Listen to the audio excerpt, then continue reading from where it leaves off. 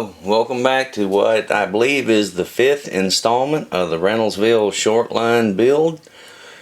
I've had several requests by others wanting to see stuff run, so I thought I'd do a couple of quick switching moves for you. I tried to be diligently working on the scrap metal dealer. As you can see, I got the fence put up, and I'll show you that more in detail in just a second. Let's go ahead and switch out a couple of gondolas real quick.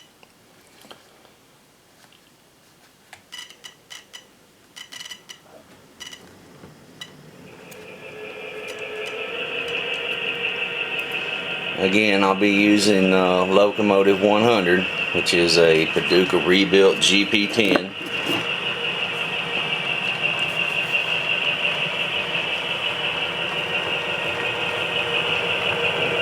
Had a couple of comments. People liked the fact that I was talking during the switching moves. I thought that was kind of neat.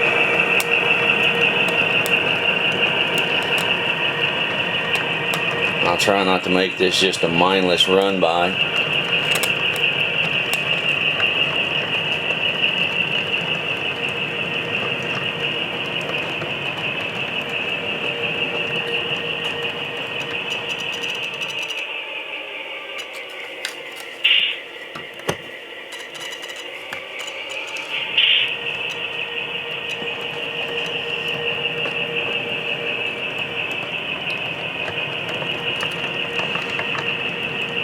Couple comments I can make.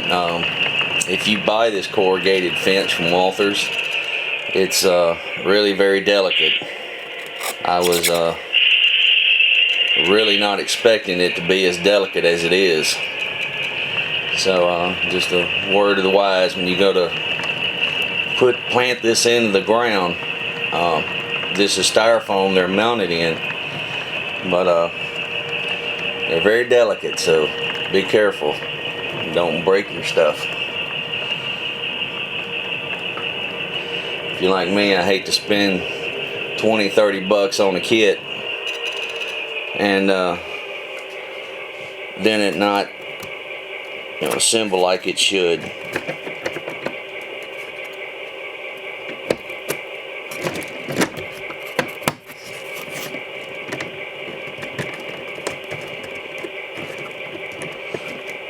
And if you guys are like me, I can run my trains for hours and never have a problem with them. But then when someone comes over or I try to shoot a video, then they want to misbehave. So it's almost like kids that are embarrassed to do something in front of strangers. I know they're not real life things, but just funny how that happens. And as before, all the uncoupling and switching, I use a skewer. And yes, last time I know I was using a pencil. I had a couple of emails about that. It was like the first thing I could grab. So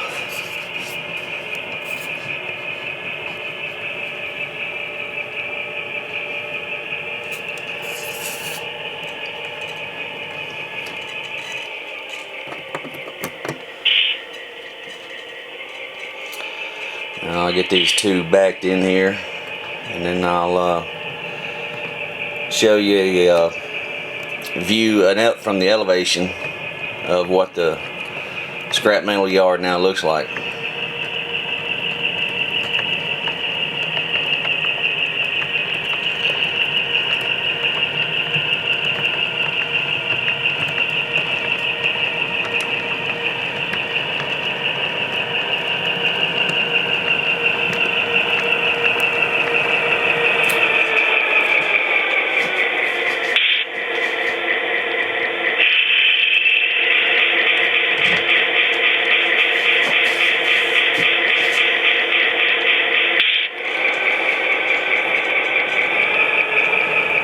Majority of the train out of the way for you.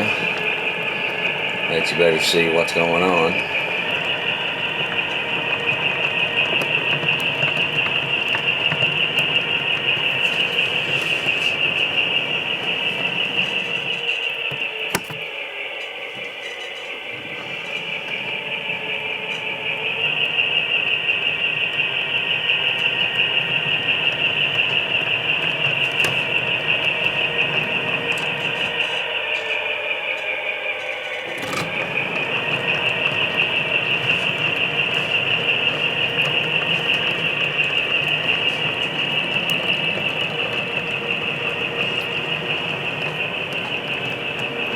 So that'll show you a few more switching moves. Now let me show you kind of what the rest of the scrapyard looks like if I can do this gently. Try not to make you get motion sickness. As you can see, as I said earlier, have the fence up. I've got some no trespassing signs installed on it, and also various types of graffiti.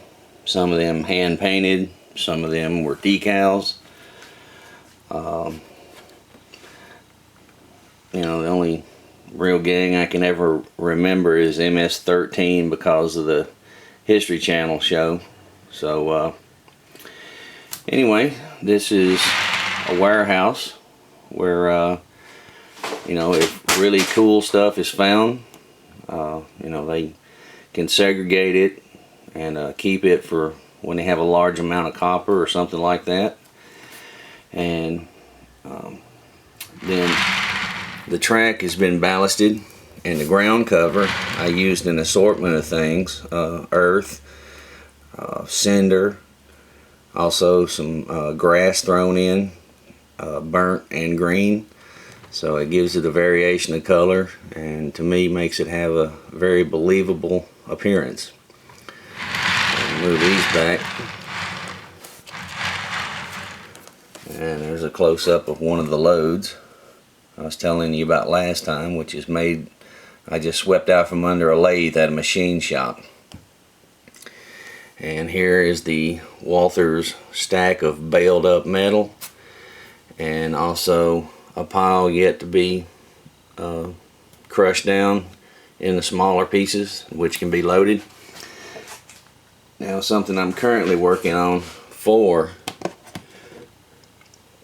the scrapyard is this loader, which will load these bales, or it's what it represents, is to load these bales into the cars. So that's about halfway finished, and I should be done with it tonight. Just one other quick thing to let you know, I am moving right along. I got what I'm going to use for my concrete base down for the LPG tanks, and I got some grass put down. So the part that's not is where a road's going to be. So things are coming right along, and I'm continuing to add detail and work when and where I can. So anyway, keep your comments coming. Tell your friends to subscribe. I'll try to keep showing you what's going on here at the Reynoldsville Short Line. Hey, you guys have a good one.